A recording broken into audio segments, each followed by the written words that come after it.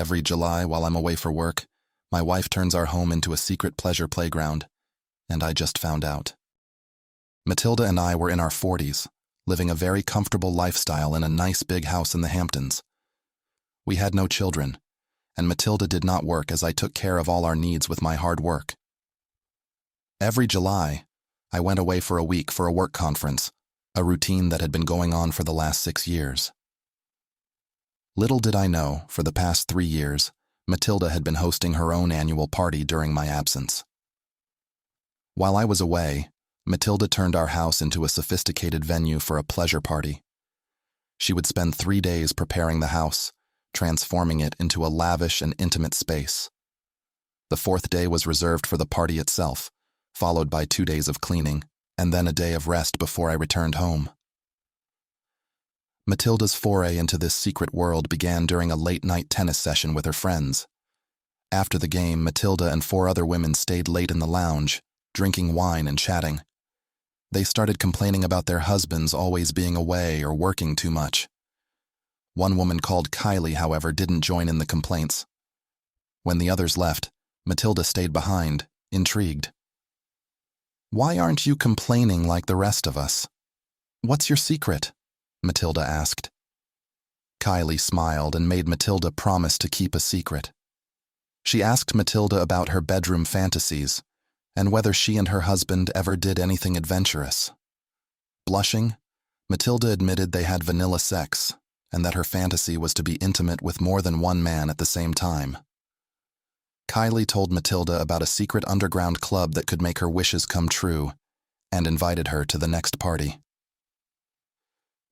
That was the start of Matilda's journey into this secret world. This year, as I set off for Hawaii, I had no idea what was really happening at home. On the 3rd day of the conference, many attendees fell ill, causing the event to be cut short. Fortunately, I wasn't affected and managed to book a flight home for the next day. I decided to surprise Matilda and picked up some perfume and a beautiful necklace from Tiffany's, knowing she would love them. Meanwhile, Matilda was preparing for her party. She slipped into a short, tight red dress that showcased her toned body, the result of her dedicated gym routine. At 6 p.m., the doorbell rang, signaling the arrival of the waitstaff. Unlike typical waiters and waitresses, they were dressed provocatively, with the men wearing only bow ties and the women adorned with nipple tassels. As the guests arrived, the house came alive with excitement. Matilda had invited around 50 people, some new and some familiar. The main living area was a vision of elegant debauchery, with a chandelier casting a warm golden glow over the polished hardwood floors and plush sofas, arranged to encourage intimate conversations and encounters. Soft strains of classical music added to the sophisticated atmosphere. The party was in full swing, with canapés served by the nude waitstaff and champagne flowing freely. The lights dimmed, casting a seductive glow over the scene. Matilda moved through the throng of guests, her excitement building with each touch and whispered word. She made her way to the second lounge room, which had been transformed into a luxurious play den. Large, plush mattresses covered in expensive silk lined the room, and velvet curtains draped the walls, creating an intimate and secluded space. Matilda climbed onto one of the beds, feeling confident in her red dress. She scanned the room and noticed a new man standing near the entrance. He was tall, with dark hair and piercing blue eyes. He must have been a new recommendation, as only members of at least 2 years could invite others. Their eyes locked, and he approached her, the air between them crackling with electricity. Without a word, he brushed his fingers against her arm, sending shivers down her spine. She leaned in, and their lips met in a passionate kiss. His hands roamed her body, exploring every curve.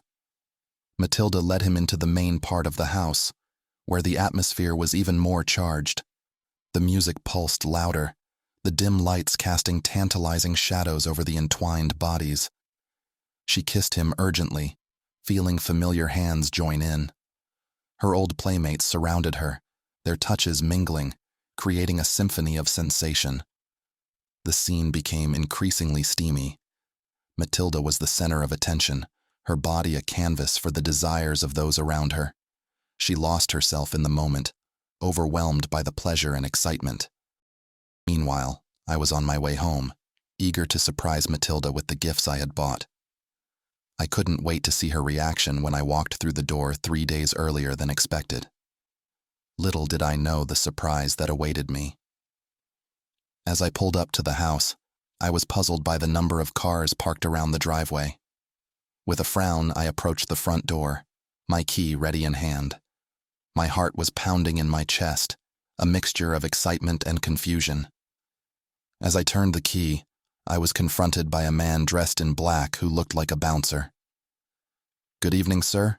What's the password for the night?" the bouncer asked. "Password? This is my house," I retorted, confusion giving way to anger. After a tense exchange, the bouncer finally stepped aside, and I entered my home. What I saw made my heart race even faster.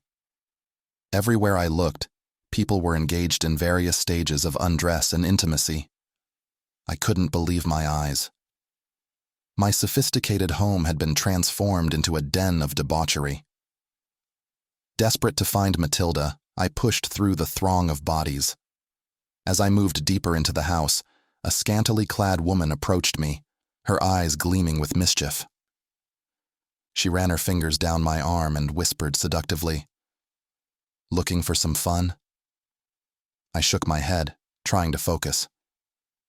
"No, I'm looking for my wife," I replied, brushing past her.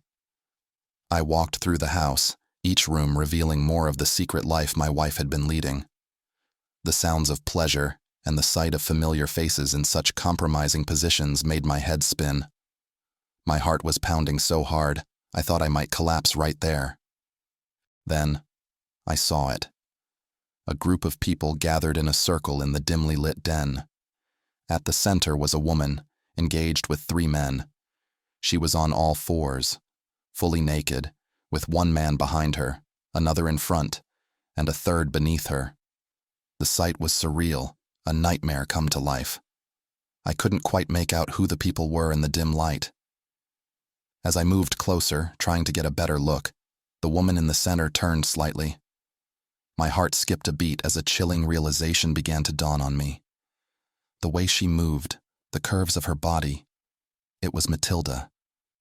She was engaged in an act I never thought I'd witness. As Matilda turned to look at me, our eyes locked.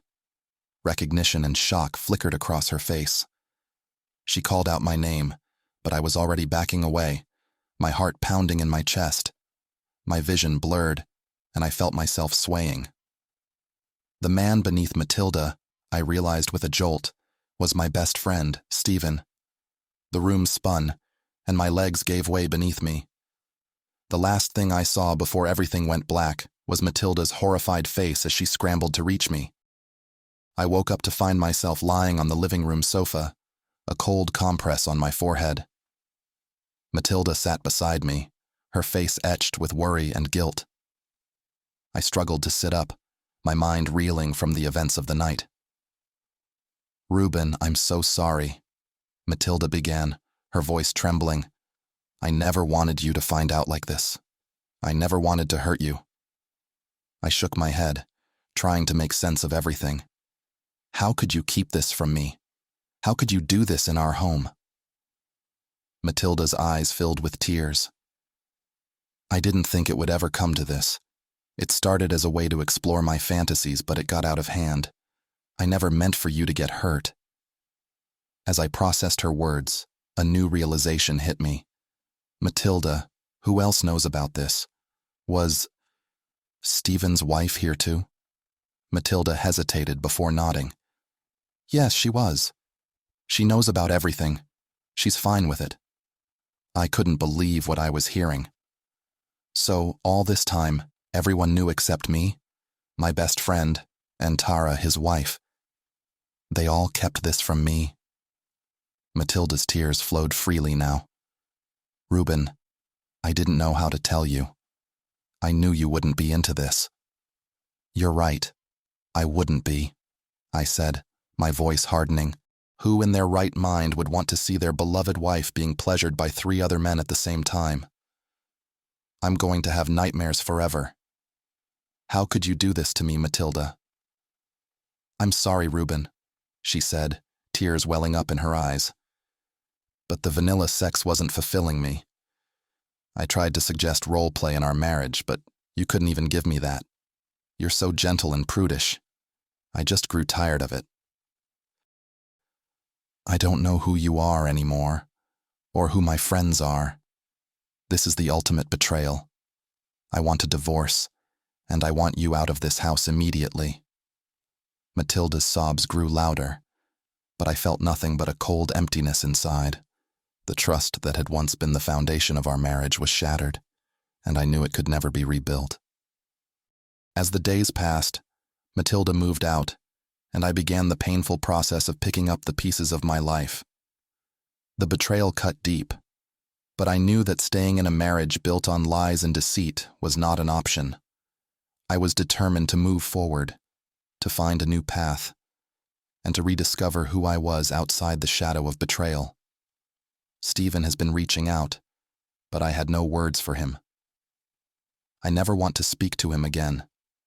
Nothing he could say would make me forgive him or understand why he never told me about these parties or why he had to go after my wife. 3 months had gone by, and I was attending therapy sessions. Trusting someone again seemed like an insurmountable challenge, but I was determined to heal. I decided to sell the house, knowing that a fresh start was necessary. Each day in that house was a reminder of the life I once had and the betrayal that shattered it.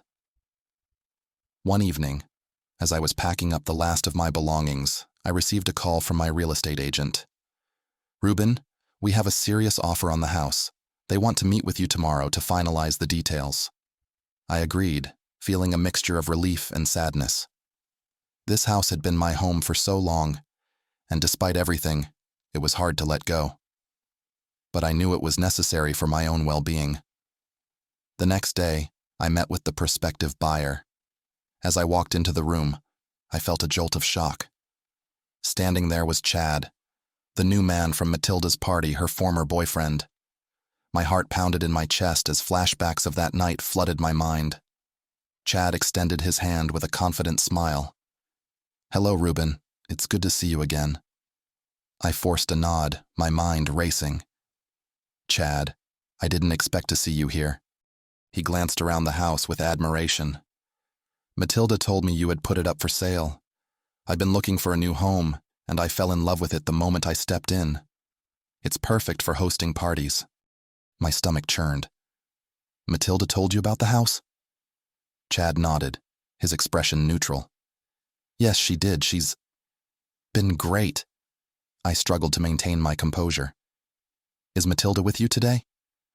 "No, she's not," Chad replied casually. As we walked through the house, discussing the details of the sale, I couldn't help but feel a deep sense of betrayal. Matilda had moved on so quickly, and now she was with the man who had unknowingly contributed to the end of our marriage. I realized that Matilda had completely moved on with Chad, while I was still grappling with the fallout. The house that had once been a sanctuary now felt like a prison. Determined to move forward, I finalized the sale of the house and began searching for a new place to call home. It was time to leave the past behind and start fresh. If you reached the end of the story, thank you for listening. Don't forget to like, subscribe, and leave your comments below.